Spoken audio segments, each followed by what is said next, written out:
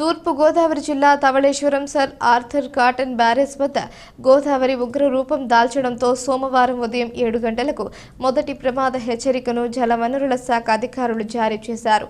సోమవారం ఉదయం బ్యారేజ్ వద్ద 11.75 అడుగులకు చేరిన నీటి మట్టం చేరింది.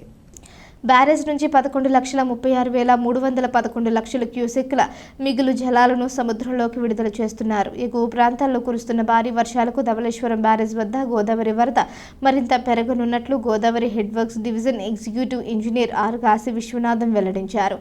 గోదావరి డెల్టా కాలువకు 2,500 క్యూసెక్లు నీటిని విడిచిపెడుతున్నారు.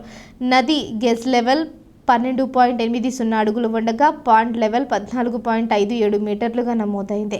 గోదావరి పుష్కరాల రేవు వద్ద 55 అడుగులను తాకుతూ నీటి మట్టం ఉధృతంగా ప్రవహిస్తోంది. భద్రాచలం వద్ద 48.40 అడుగులకు వరద నీటి మట్టం చేరుకోగా రెండవ ప్రమాద హెచ్చరిక కొనసాగుతోంది. వరద ప్రభావంతో అల్లూరి జిల్లా చింతూరు డివిజన్ పరిధిలోని చట్టి రాయనపేట గ్రామాల నడుమ జాతీయ రహదారిపై వరద నీరు ప్రవహిస్తూ ఉండడంతో అంతర్రాష్ట్ర రాకపోకలు స్తంభించాయి. చింతూరు విఆర్పురం మండలాల మధ్య రాకపోకలు నిలిచిపోయాయి. అలాగే ఎటపాక మండలం నందిగామ మురుమూరు గ్రామాల వద్ద ప్రధాన రహదారిపైకి నీరు చేరడంతో భద్రాచలం వైపు నుంచి ఆంధ్రాలోని విలీన మండలాలకు రాకపోకలు నిలిచిపోయాయి. సోమవారం రాత్రి 9 గంటలకు భద్రాచలం వద్ద 51.2 అడుగులకు చేరుకోవచ్చని అంచనా వేస్తున్నారు.